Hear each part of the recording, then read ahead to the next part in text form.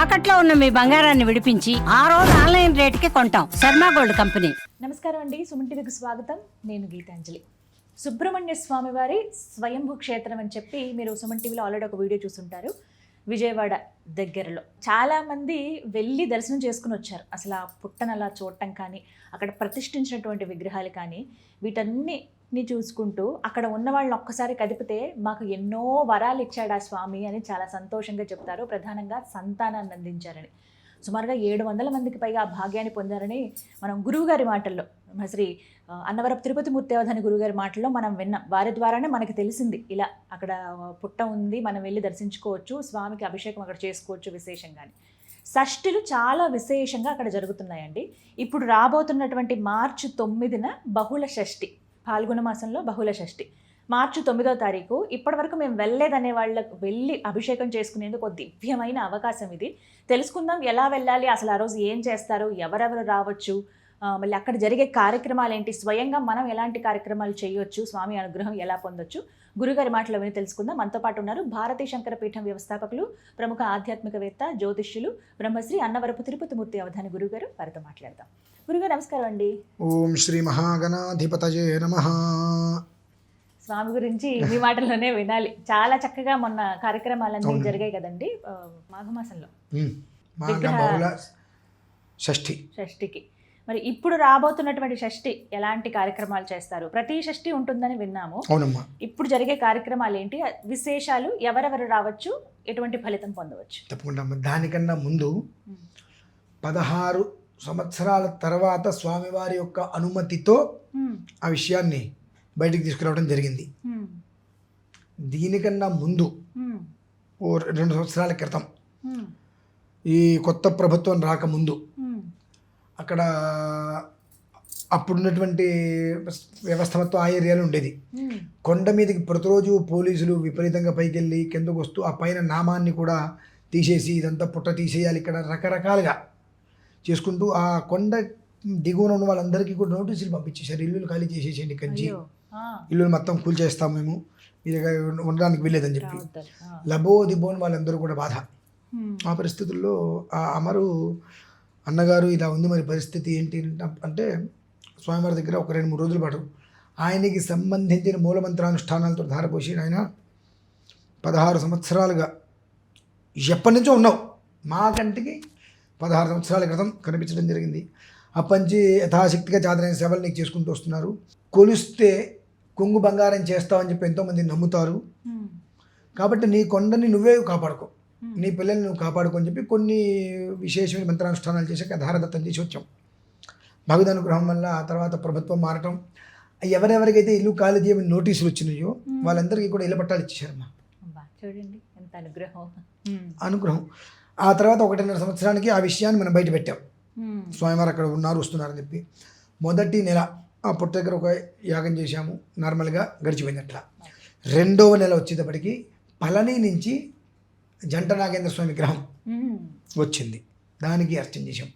3వ నెలకు వచ్చేటప్పటికి 14 తలల సుబ్రహ్మణ్యేశ్వరుడు, సుబ్బరాయుడు 14 తలల. అలాగే ఎక్కడ మీరు చూసి ఉండరు, అది వల్లీ దేవసేన సమేత సర్పరూప సుబ్రహ్మణ్యేశ్వరుడు.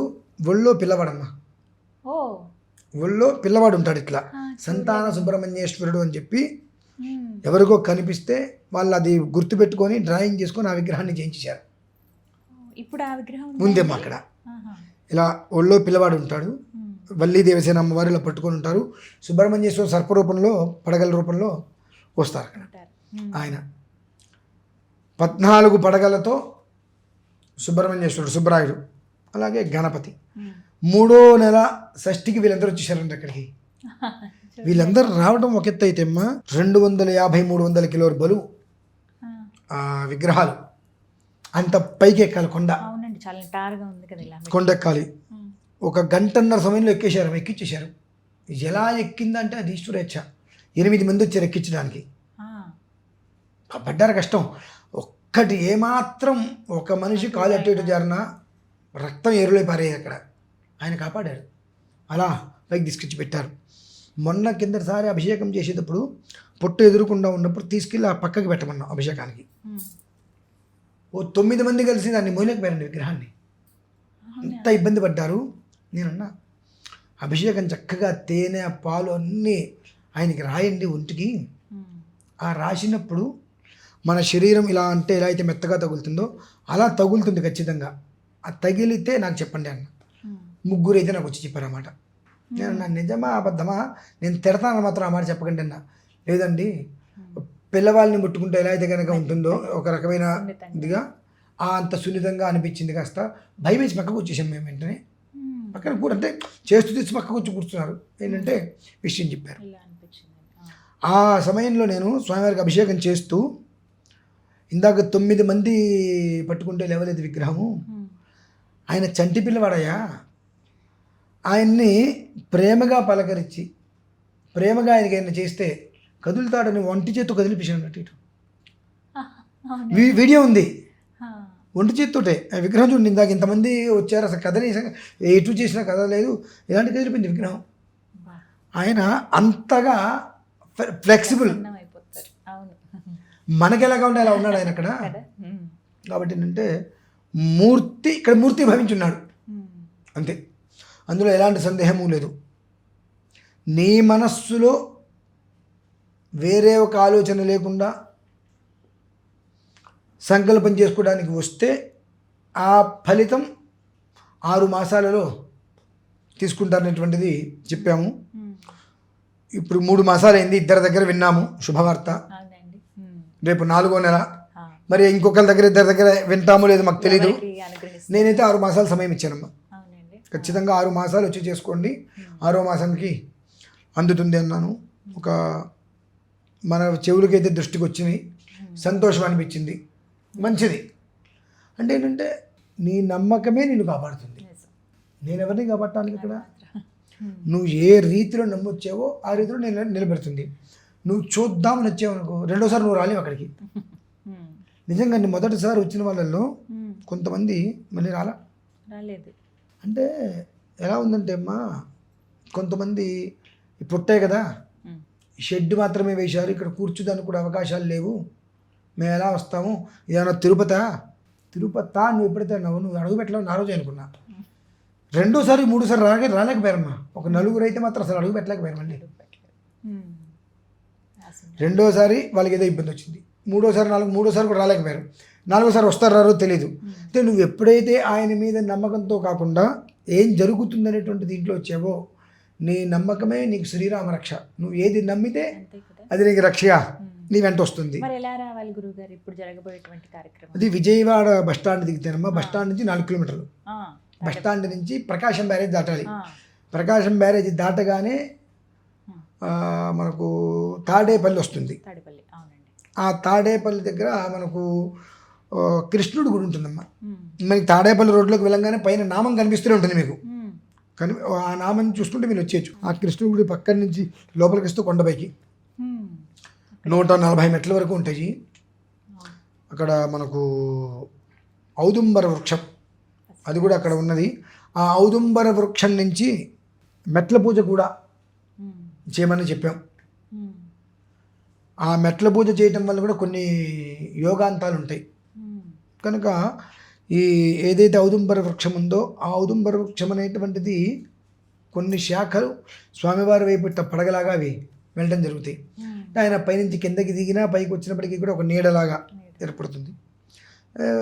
రేపు షష్ఠికి మొదలుపెట్టి ప్రతి మంగళవారం ప్రతి ఆదివారం ఎవరికి తోస్తే వాళ్ళకి మెట్ల పూజ చేసుకొని ఇంకాస్త తొందరగా స్వామివారిని ప్రసన్నత చేసుకోవడానికి అవకాశం ఉంటుందనేటువంటి విషయాన్ని కూడా మన సుమన్ టీవీ ద్వారా 10 మందికి తెలియజేస్తుంది. నాకైతే చాలా అభిషేకం ఎవరి స్వహస్తాలతో వాళ్ళు చేసుకోవచ్చు. ఇది ఎలా ఉంటుందంటే అక్కడ సంతానం అనేటువంటి దానికి మూలాది దేవత. మీరు గుట్టలు, కొండలు, కోనలు, రాళ్ళు, రప్పులు, కోనేరులు, సముద్రాలు, సాగరాలు, సప్తసాగరాలు అన్నీ తిరిగి కరగలేదు అక్కడికి వచ్చేసి. అంతే, తిరగని ప్రదేశం లేదండి అన్నారు. ఈ ఒక్క ప్రదేశానికి రండి, ఇంకెక్కడికి తిరగక్కర్లా. 6 నెలలు మాత్రం అందుబాటులో ఉండవలసింది ఖచ్చితంగా.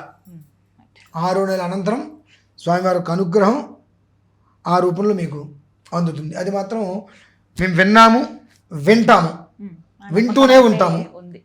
ఆ మాట మాకు వంశం లేదండి అనేటువంటి పదం అక్కడికి వచ్చిన వాళ్ళు, దానికోసం వచ్చిన వాళ్ళ దగ్గర అయితే లేదండి అనేటువంటి పదం అక్కడ వదిలేసేయచ్చు. ఇంకా అది మాత్రం ఖచ్చితంగా అంత విశేషంగా స్వామివారు అంతమందిని చూస్తున్నారు కనుక జనాలు రావాలి. కాకపోతే నాకు ఒక చిన్న విన్నపం కూడా, తప్పకుండా ఇంతకుముందు 700 మందికి సంతానం కలిగిన వాళ్ళు కూడా ఈ వీడియో చూస్తే మాకు సహకారం ఏంటి అంటే, స్వామివారికి షెడ్డు మండపం వేయించాలి అని అనుకుంటున్నాం. అక్కడ కూర్చోటానికి కూడా ఒక రకమైన ఇబ్బంది అయితే ఉంది. వాటికి 10 మంది ఏదైనా సహకరిస్తే తర్వాత కూర్చోడానికి వచ్చిన ప్రతి వాళ్ళు ఇది తిరుపతి కాదు కదండి, మహాక్షేత్రం కాదు కదండి అంటే వాళ్ళకి రిచ్గా కనిపించట్లా. రిచ్గా కనిపించాలి అంటే ఈ కింద నుంచి అన్ని మెట్లు అన్నీ వేసుకున్న పిల్లవాడు ఏమనుకోవాలండి మరి, అతను సొంత డబ్బుతో అంతా చేసుకుంటూ వచ్చినందుకు. అందరూ కలిసి ఆయనకు ఒకటి మండప నిర్మాణం చేస్తే, గర్భగుడి అంటారు దాన్ని, స్వామివారి గర్భగుడి, మనందరం ఆయనకి కలిసి ఏర్పాటు చేస్తే ఇక లేదనే పదం ఎవరికి లేకుండా ఆయన అంతకన్నా ఇంకా ఎక్కువగా ఆనందపడిపోయి, ఇప్పుడు వర్షం వస్తే ఇక్కడికి వచ్చేస్తాయి, మా పుట్ట మీదకి వచ్చేస్తాయి, కొండ మీద అలా. మాకేంటంటే చుట్టూతో ఒక 2 అడుగులు గోడ కట్టేసేసి పుట్టకి పైనుంచి స్లాబ్ వేసేసి మందిరం వేద్దాము గర్భగుడిలా. కానీ అది వేస్తే వర్షం లోపలికి రాదు, ఎంత వచ్చిన నీళ్ళు రావు లోపలికి. ఇప్పుడు మొన్న ఒక చిన్న గోడ కట్టే ప్రయత్నం చేస్తే వర్షానికి మొత్తం కుట్టుకుపోయింది కిందకి. ఆ ఇబ్బంది లేకుండా ఉండాలంటే దీనికి మండపం కూడా ప్రయత్నం చేస్తున్నాం. భక్తులు ఆ రకంగా కూడా ముందుకొచ్చి సహకరించి కనీసం స్వామివారికి మండపం వేయించడానికి ముందుకు రాగలిగితే ఆయనకి గర్భాలయం వస్తుంది. కాబట్టి ఆయన గర్భం లోపల నిలబడితే, గర్భ ఆలయం లోపల ఆయన ఉంటాడు కాబట్టి ఆయన ప్రతి ఒక్కరికి కూడా ఆ అవకాశం ఇంకా ఇస్తే ఎక్కువగా ఆయన ఇవ్వగలుగుతాడు. ఆయనకు కూడా ఉంటుంది కదా మరి. ఇంతమంది వస్తున్నారు, తిరుపతి వెళ్తే శ్రీవారి టికెట్ 10,000 అంటే కొనేస్తారు, ఇంకోటి అంటే కొనేస్తారు, ఇంకోటి అంటే కొనేస్తారు, 10,000 రూపాయలు దానికి డొనేషన్ ఉంటారు, దీనికి డొనేషన్ ఉంటారు.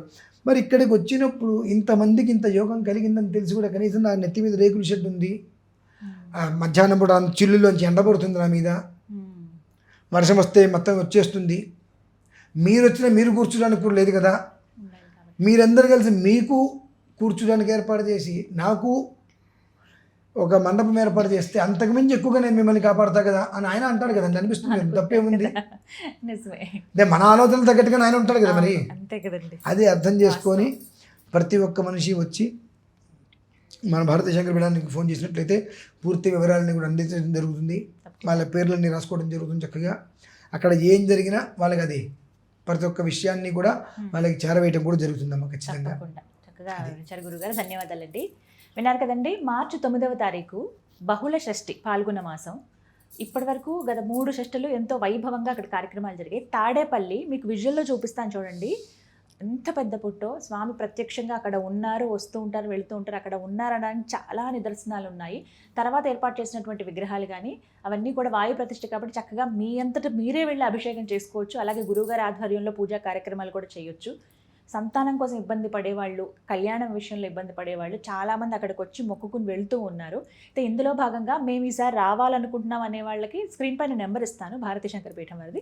మీరు కాల్ చేసి వివరాలు కనుక్కోండి, ముందుగానే చెప్పండి. ఎందుకంటే దాదాపుగా మనకు 10-15 రోజుల సమయం ఉంది కాబట్టి ముందుగా చెప్తే ఆ ఏర్పాట్లన్నీ చేస్తారు. మీరు ఎప్పుడు రావాలి ఏంటనే వివరాలు తెలియజేస్తారు కాబట్టి వెళ్ళి అసలు ముందుగా దర్శనం అయితే చేసుకోండి. ఆ దివ్యమైన అనుభూతి మీకే కలుగుతుంది, స్వామి అనుగ్రహం పొందవచ్చు.